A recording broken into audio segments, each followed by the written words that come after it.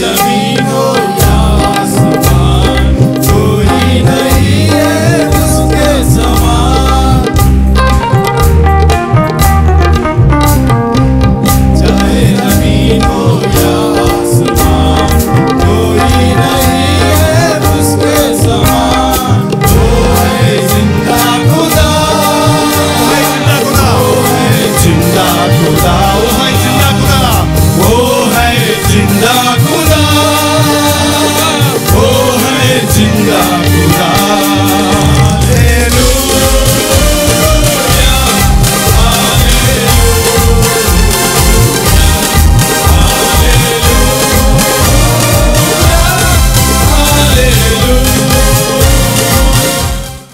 బైబిల్లో ఒక మంచి కుటుంబం ఎవరిది? మంచి అత్త, మంచి కోడలు, ఇంకా తప్ప ఎవరు లేరా? మా చెల్లి ఒక ఆమె ఉంది హైదరాబాద్లో, ఇద్దరు కొడుకులు, కూతురు లేరు ఆమెకి, కోడళ్ళు వచ్చారు. నేను రోజు వెళ్ళేటప్పటికీ కాఫీ కాసి కోడలికి తీసుకెళ్ళి, అమ్మ లేమ్మా కాఫీ తాగమ్మా అని లేపుతుంది కోడల్ని. ఏంటి అత్త కోడలు కాఫీ కాసేస్తుందా? ఏమే ఇంకా పడుకున్నావు తొండపోతలాగా లే అని అత్తగారులు సతాయిస్తారు వాళ్ళు చాలామంది ఇళ్లల్లో. ఏంటే నేను సరదాగా అడిగితే, అవునన్నయ్య నాకు ఎలాగా కూతురు లేరు, ఈ కోడళ్ళే నా కూతుర్లు, రేపు నేను మంచాన్ని పెడితే నన్ను ఎవరు చూసుకుంటారు? వీళ్ళే కదా చూసుకోవాలి, వీళ్ళని నేను ప్రేమిస్తేనే కదా ఇప్పుడు రేపు నేను బాధలో ఉంటే నాకు సహాయం. ఎంత మంచి ఆలోచన అంటది, ఎంత మంచి ఆలోచన.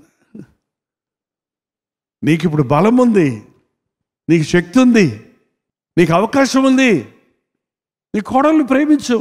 రేపొద్దు నీ కోడలు నీ కోసం ప్రాణం పెడద్ది. నీ భర్త తల్లిదండ్రులను ప్రేమించు, నీ భర్త నిన్ను ప్రేమిస్తాడు. మా ఇంట్లోనికి 3 కోడళ్ళు వచ్చిన తర్వాత వాళ్ళకి ఎప్పుడన్నా ఏదన్నా ఇబ్బంది కలిగితే వాళ్ళ అమ్మ నాన్న ఫోన్ చేసి చెప్పరండి, నా దగ్గరకు వచ్చి చెప్తారు.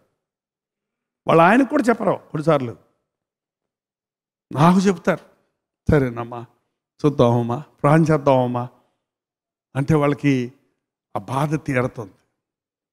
ఏంటండి, ఒక మామగా, ఒక తండ్రిగా మనం మన పిల్లల బాధలు, మన పిల్లలు అవనివ్వండి, మరొకరి కన్నా పిల్లలు అవనివ్వండి, మన ఇంటికి వచ్చిన బిడ్డ మన బిడ్డ, వివాహం ద్వారా mother in law, son in law, daughter in law, చట్ట ప్రకారంగా కూతురు అయింది, చట్ట ప్రకారంగా కుమారుడు అయ్యారు అల్లుడు. ఈరోజున అటువంటి సత్సంబంధం లేని మూలాన కుటుంబాలు కూలిపోతున్నాయి, భార్యాభర్తలు విడిపోతున్నారు, సమస్యలు పెరిగిపోతున్నాయి, సమాధానాన్ని పోగొట్టుకుంటున్నాం. నా బైబిల్ తెలియజేస్తుంది, ప్రేమతో పెనవేయబడిన కుటుంబాన్ని ఎవ్వడూ విడగొట్టలేడు. క్రీస్తు కలిగిన కుటుంబమును ఎన్ని విధాలుగా సాతాను విడగొట్టాలని ప్రయత్నించినా, చెదరగొట్టాలని ప్రయత్నించినా అది సాధ్యం కాదు. మీ కుటుంబంలో కుటుంబ ప్రార్థన చేసుకోండి. మళ్ళీ మళ్ళీ మళ్ళీ మళ్ళీ చెప్తున్నా, ఎంతమంది కుటుంబాల్లో కుటుంబ ప్రార్థన ఉందో ఏమనుకోకుండా చేయి చూపించండి. దేవునికి స్తోత్రం. మిగిలిన వాళ్ళ కుటుంబాలు లేవా? కుటుంబ ప్రార్థన లేదా? కుటుంబం అంటే 2 లేక 3 కుటుంబం అంతే. పెళ్ళైతే 2 భార్యాభర్తలు, మా కుటుంబం లేదంటే మేము ఇద్దరమే ఉన్నాడు ఆయన. మరి 2 కుటుంబం కదా. భార్యాభర్తలు అంటే 2 ఏమైపోయారు మీరు? కుటుంబం అయిపోయింది. 2 కలిసి ప్రార్థన చేయాలి. బిడ్డ పుడితే బిడ్డను కూర్చోబెట్టుకొని ప్రార్థన చేయాలి. ఎక్కడ, అందుకే దేవుడు ఇచ్చాడు, మినిమం నెంబర్ ఇచ్చాడు. నాకు 1000 మంది ఉంటే కానీ నేను ప్రసంగానికి రాను, ఇంతమంది వస్తే కానీ సభలకు రాను అని మాట్లాడతారు. కానీ దేవుడు అడిగే నెంబర్ ఎంతండి? ఎక్కడ 2, 3 ఉంటారు, నేను ఉంటాను, నాకు చాలు. నాకు లక్షల మంది అక్కర్లా, వేల మంది అక్కర్లా. 2 మోకరించి ఏకీవిస్తే నేను మధ్యలో ఉంటాను. నీకేవి అడుగుతున్నావో అది నీకు ఇస్తాను, ఏది నువ్వు బంధిస్తున్నావో అది బంధిస్తాను, ఏది విడిపిస్తున్నావో అది విడిపిస్తాను. భార్యాభర్తలు కలిసి ప్రార్థన చేయండి. పిల్లలకు బాగోలేదని ప్రార్థనకు తీసుకొస్తే నేను భార్యాభర్తల్లో మాట్లాడుతానండి, మీ ఇద్దరు కలిసి ప్రార్థన చేస్తారా అని అడుగుతా. లేదండి అంటారు. మరి అంతే, మీ ఇద్దరూ కలిసి మా దోషాలేవి మా బిడ్డ మీదకి రాకుండా చేయా అని ప్రార్థన చేస్తే మీ బిడ్డలను దేవుడు స్వస్థపరుస్తాడు అని చెప్పి పంపిస్తాను.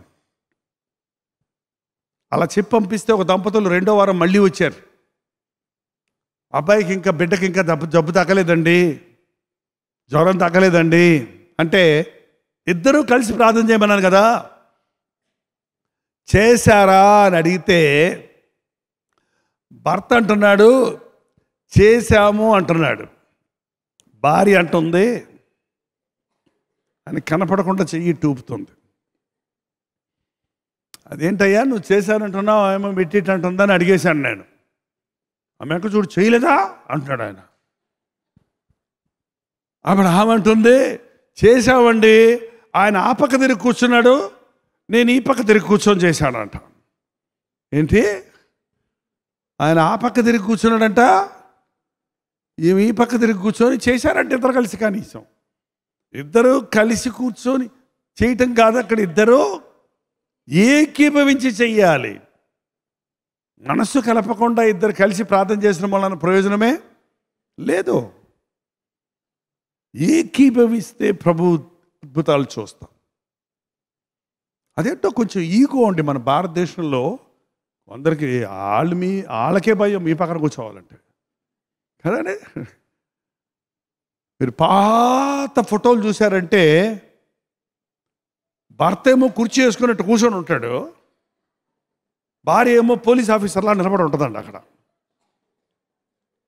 ఆ తర్వాత జనరేషన్లో 50s, 60sలో వచ్చిన ఫోటోలు చూస్తే భార్యాభర్తలు ఇద్దరు కుర్చీలు వేసుకుని కూర్చొని ఉంటారు. ఇప్పుడు లేటెస్ట్ ఏంటంటే భార్య కూర్చుంటే భర్త పోలీసు వాళ్ళు నిలబడతాడు. ట్రెండ్లో మారిపోయిందో. భార్యాభర్తలు ఆ మధ్యది కరెక్ట్ అండి, ఇద్దరూ సమానులే. నువ్వేమి భార్యను నీ పక్కన నిలబెట్టుకోవాల్సిన అవసరం లేదు, అలాగే భర్తగా నువ్వేమి నిలబడాల్సిన అవసరమో, ఇద్దరు సమానం. దేవుడు భార్యాభర్తలు చేసినప్పుడు ప్రక్కటెముకల్లోని ఎముకను తీసి చేశాడు. ఒకవేళ కాల్లో ఎముకను తీసి చేసుంటే పురుషుడు ఏమనేవాడు స్త్రీని, ఏది నువ్వు మాట్లాడేది, నువ్వు ఎక్కడి నుంచి వచ్చావు, నా కాళ్ళలో నుంచి వచ్చావు, నోరు మూసుకొని కాళ్ళ దగ్గర పడుండు అనేవాడు. ఈ రోజుకి కొంతమంది పురుషులు అలాగే అంటారు. భార్య ఎప్పుడు భర్త పాదాలకు దండం పెట్టుకోవాలి, మంగళసూత్రాలు దండం పెట్టుకోవాలి, భర్త మాట జవదాటకూడదు అని వంట వండి పెట్టాలి, బట్టలన్నీ ఉతికి పెట్టాలి, ఏంటండి పేస్ట్ పెట్టి బ్రష్ ఇవ్వాలి, మళ్ళీ కడుక్కున్నాక బ్రష్ వాళ్ళే పట్టుకోవాలి. ఇది ఏంటో సిద్ధాంతం, మీ ఇళ్ళల్లో అలా ఉందా? టవల్ ఎలా పడేస్తే ఆమె ఆరేయాలి, ఇంట్లో ఉన్న గుడ్డలన్నీ ఆమె ఉతకాలి. ఎక్కడ లేదు ఇది బైబిల్లో. భార్యాభర్తలు ఇద్దరు కలిసి పని చేసుకోవాలి. ఇది ఆడవాళ్ళ పని, అది మగవాళ్ళ పని అనేది తేడా లేదు.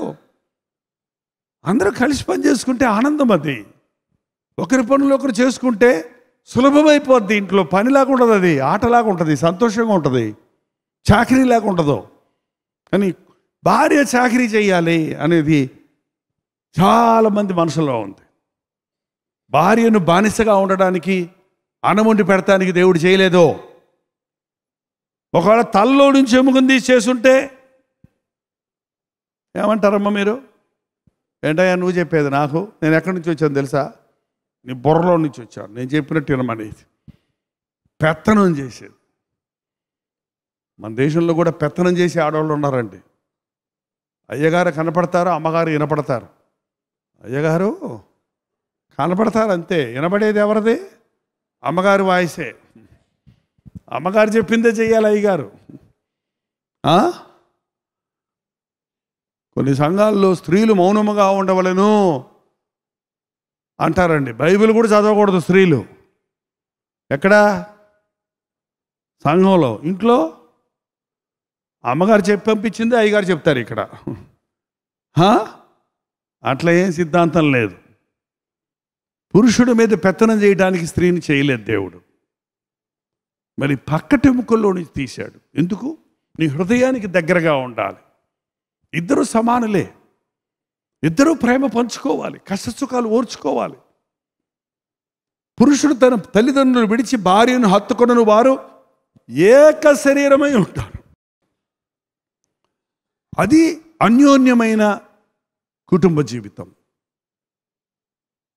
ఇప్పటి వరకు మీరు భార్యాభర్తలుగా ఎలా జీవించారో కానీ ఇప్పుడు ప్రభువుని ఎరిగిన తర్వాత మీ జీవితాల్లోనికి ఆ ప్రేమ రావాలి. ఎప్పుడైతే భార్యాభర్తలు ఇద్దరు ప్రేమ కలిగి జీవిస్తారో ఆ ఇంటిలో పుట్టిన బిడ్డలు ముత్యాలలాగా, డైమండ్స్ లాగా ఉంటారండి.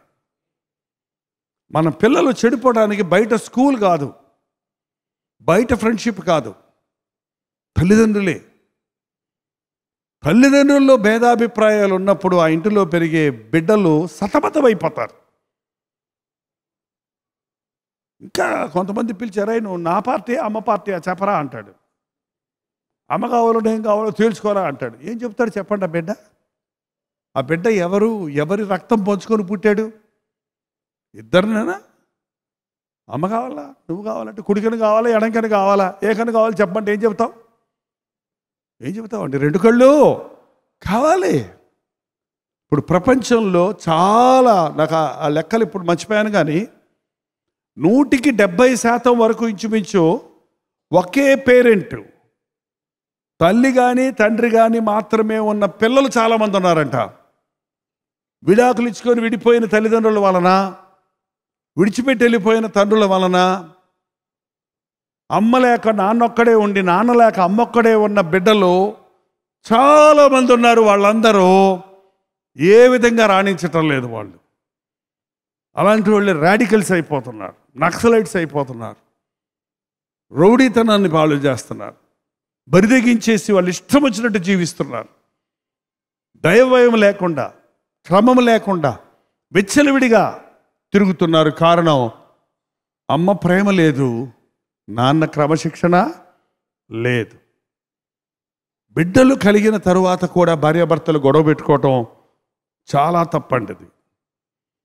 ఒకవేళ మీకు అంతగా ఏవైనా మీరు తర్జన చేసుకోవాలంటే మీ బిడ్డలను నిద్రపుచ్చో, మీ బిడ్డలను పక్క గదిలో పెట్టో మీరు మాట్లాడుకోండి. కానీ ఆ పసి మనసులు నలిగిపోయేటట్టుగా వారి ముందు మీరు ఆర్గ్యుమెంట్ చేసుకుంటున్నారంటే వాళ్ళని టార్చర్ చేస్తారు అన్నమాట. మీరు చిర్రెత్తిపోతుంటుంది వాళ్ళకి.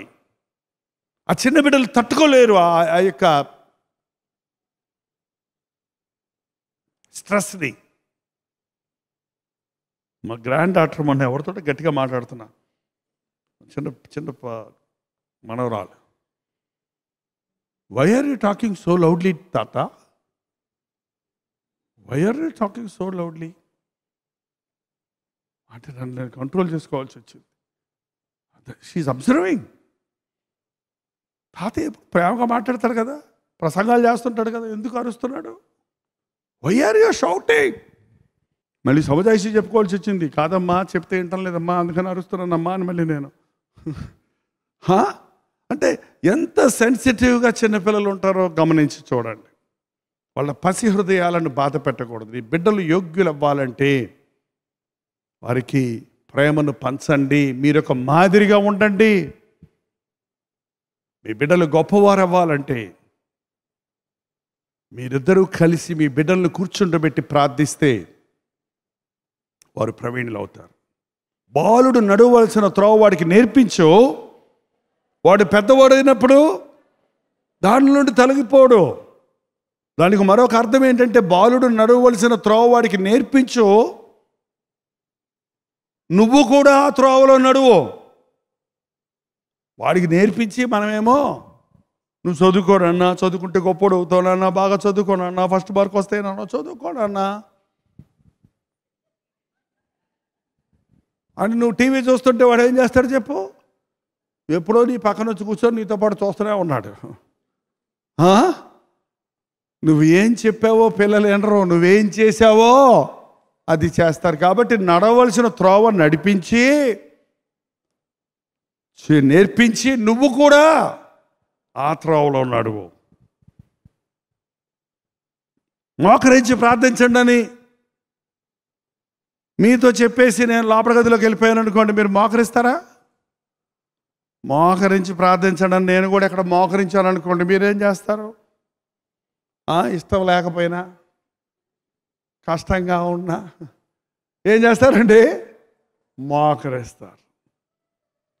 యవనస్తులకు మోకరించడం సులభం అండి. ఒక వయసు వచ్చిన తర్వాత మోకరించడం కష్టం. నేను మోకరించగలుగుతున్నాను కానీ లేవలేకపోతున్నాను మళ్ళీ మోకాళ్ళ మీద నుంచి. మళ్ళీ ఎవరో వాళ్ళు వచ్చి నన్ను చెయ్యి ఇచ్చి లేపుతున్నారు, కానీ నేను మోకరిస్తా, నాకు ఇష్టం. ఎందుకంటే నేను మీకు మాదిరిగా ఉండాలి. తల్లిదండ్రులు మోకరించి ప్రార్థిస్తుంటే బిడ్డలు మీ పక్కన చెప్పక్కర్లేకుండానే మోకరిస్తారు. మీరు ముసుగేసుకుని ప్రార్థిస్తుంటే మీ 2 ఏళ్ళు 3 ఏళ్ళ పిల్లలు ఏం చేస్తారు తెలుసా? ఏదో పుట్టో తెచ్చుకొని ఏం చూస్తారు, వాళ్ళు కూడా ముసుగేసుకొని కూర్చుంటారు అక్కడ. ఏంటంటే మనం ఏం చేస్తామో అది పిల్లలు చేస్తారు. అందుకే మన పిల్లల కోసం మనం తగ్గించుకోవాలి.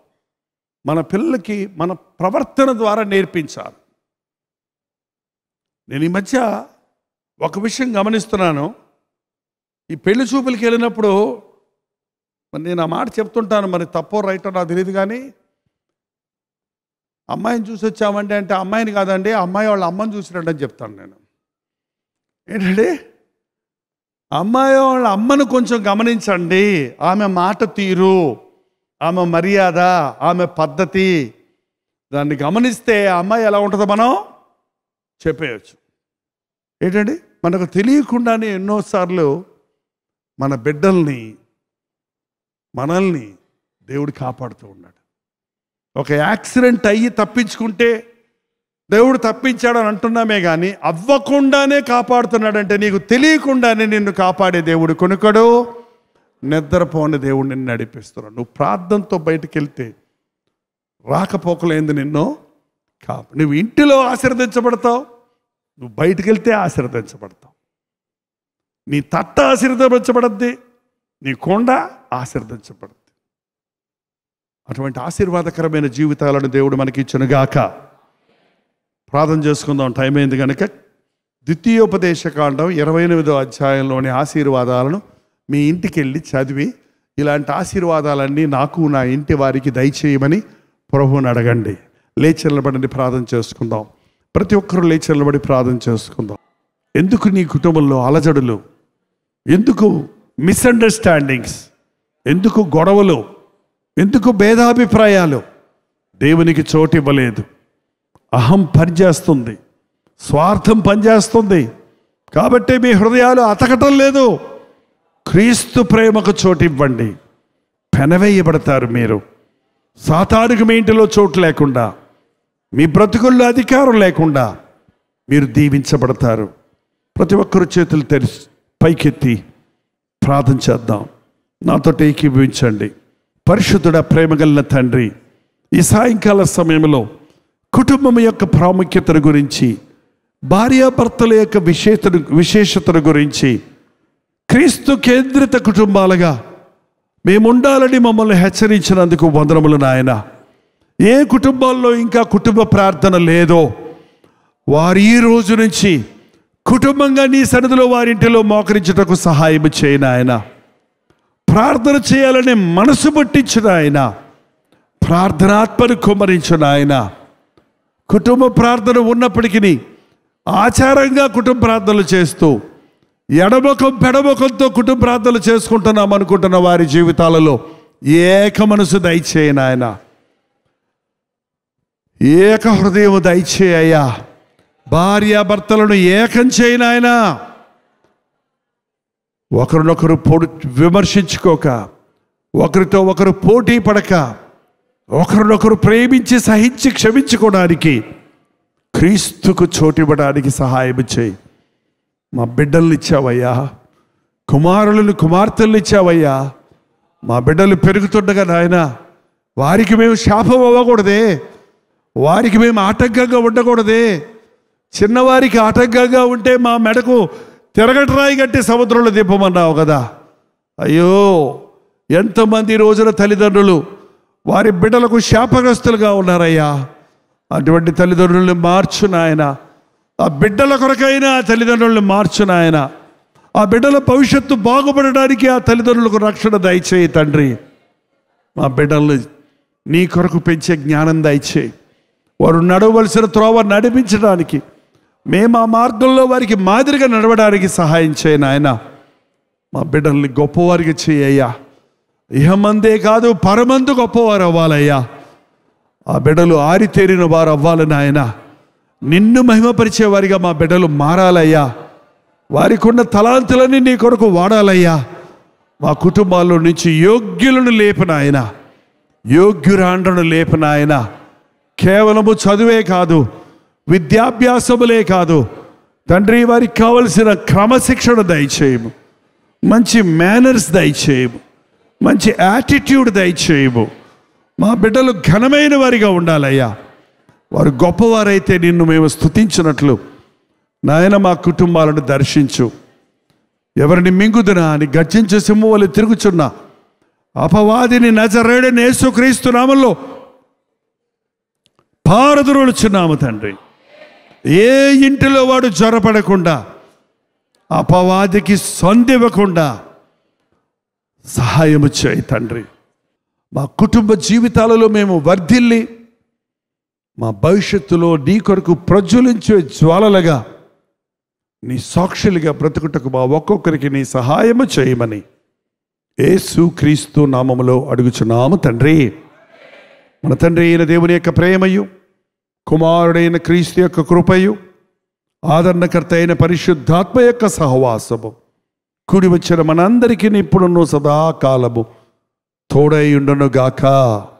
ఆమేన్, ఆమేన్, ఆమేన్.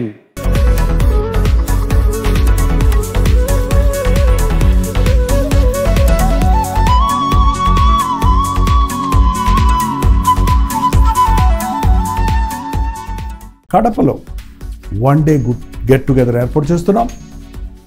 మధ్యాహ్నం 1 గంటల నుంచి 5 గంటల వరకు, అలాగే 5 గంటల నుంచి 10 గంటల వరకు 2 సెషన్స్గా కడపలో జరుగుతున్న గెట్ టుగెదర్ కొరకు ప్రార్థించండి. కడప పరిసర ప్రాంతాల్లో ఉన్న మీరు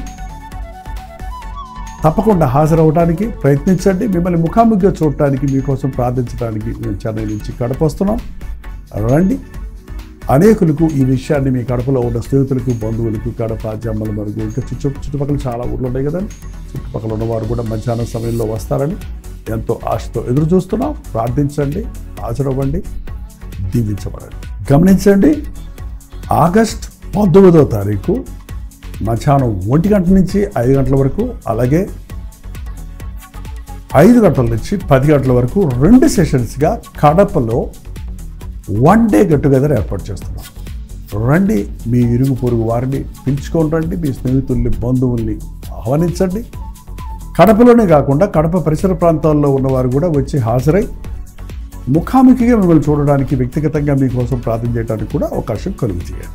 చిరునామా గమనించండి, ఆదిత్య కళ్యాణ మండపం, రెడ్డి కాలనీ, కడప. ఇంకా వివరాలు కావాలంటే 8939393939 నెంబర్కి మీరు కాల్ చేయండి, లేదా కింద ఉన్నటువంటి QR కోడ్ను మీరు స్కాన్ చేసుకోండి. తప్పక వస్తారు కదా.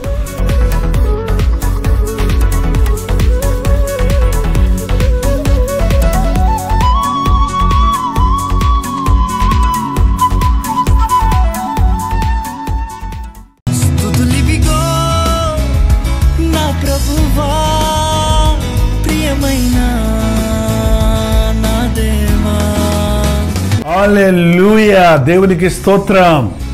బెంగళూరు పరిసర ప్రాంతాల్లో ఉన్న వారికి శుభవార్త.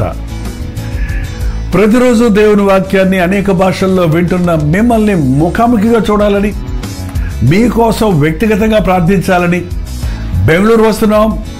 ఆగస్ట్ 27వ తారీఖు మధ్యాహ్నం 2 గంటల నుంచి 5 గంటల వరకు, 6 గంటల నుంచి 10 గంటల వరకు జరిగే ఈ 2 సెషన్స్లోనూ పాల్గొనడానికి సిద్ధపడరండి.